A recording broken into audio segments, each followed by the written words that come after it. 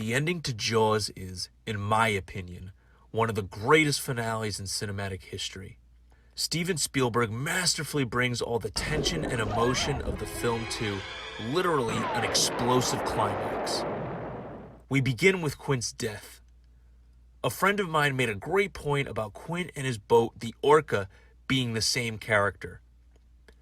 We can determine this because as Quint descends into madness, the Orca's mechanics begin to fail.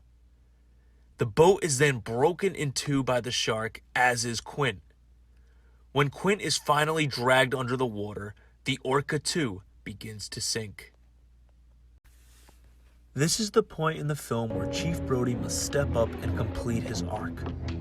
The film well establishes his fear of the water. He is now put in a position where he must face his fear with the addition of a 25-foot great white shark. He retreats to the flooding cabin to gather anything he can use against the shark. The shark then bursts through the wall in a brilliant jump scare. I never usually use the word brilliant in the same sentence as jump scare, but hear me out. Jump scares are usually used as a cheap attempt to scare the audience. They are the fart jokes of the horror genre. But this jump scare is different. Unlike typical jump scares where the pop-out is accompanied by an added sound to increase its impact,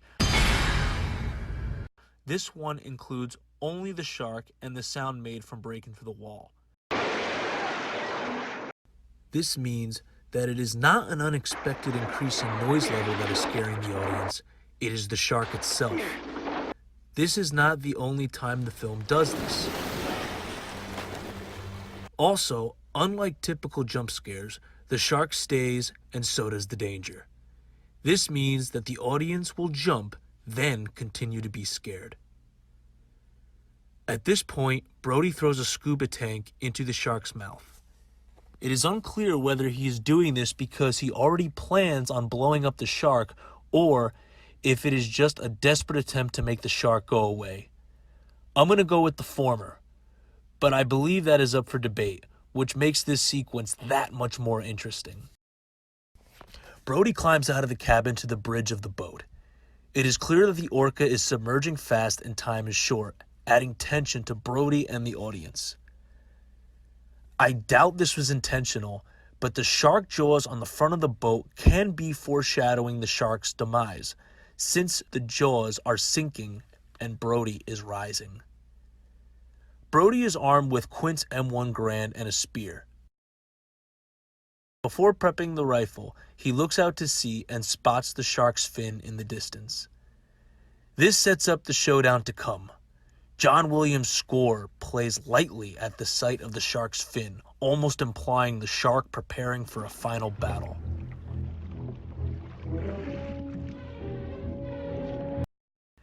It then cuts to Brody climbing the lookout tower with a change in music.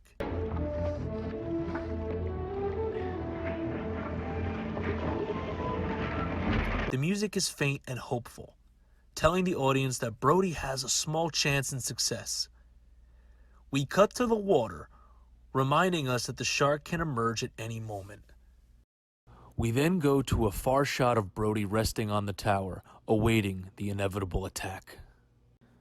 The music blends the feelings of peacefulness and dread, the calm before the storm.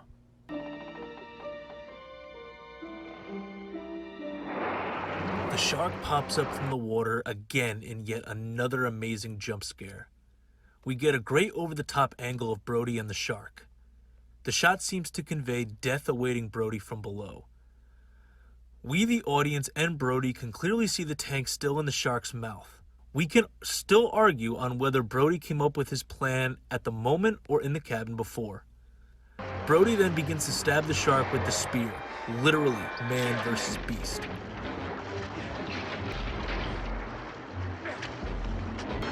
The shark eventually gets a hold of the spear and submerges back below.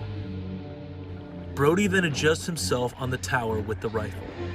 The shark seems to have distanced itself, only to make a final charge at Brody. There is a blend of both the shark's theme and the human's theme, once again telling us this is man against beast. We then get a shot of the shark under the water with the tank in its mouth. Only the shark theme is playing, almost announcing the shark as an opponent. Brody fires the first shot, and the music changes to convey hope and dread at the same time. Every shot Brody takes cuts from him to the charging shark, showing the bullets just missing the tank.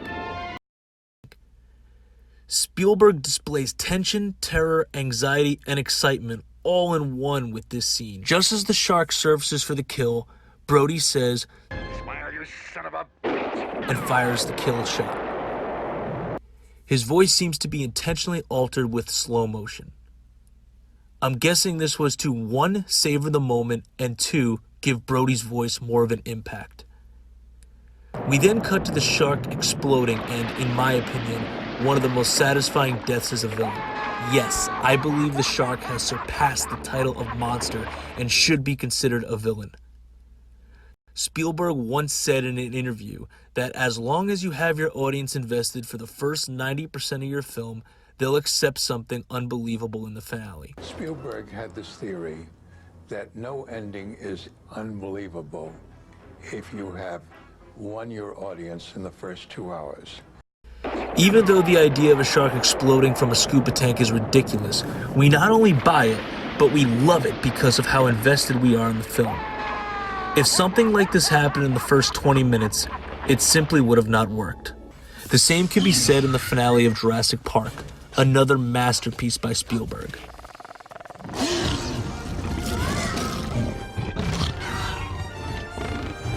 I want to point out that the moment we see Brody after the shark explodes, the color scheme becomes much more bright and vibrant, telling us that the danger is over. We then cut to the headless shark sinking.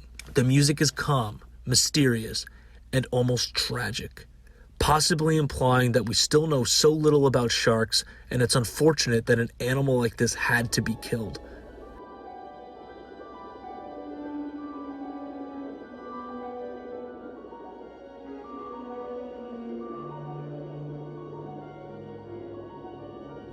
As we reach the tail, Spielberg intentionally puts in the faint roar of a dinosaur, implying the death of a beast.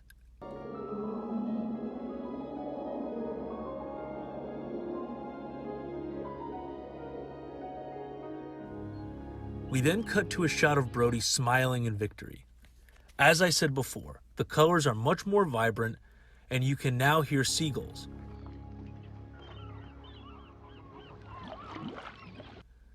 I believe the seagulls were added to convey peace. The sound of the seagulls gives the feeling that the shark is gone and we can breathe.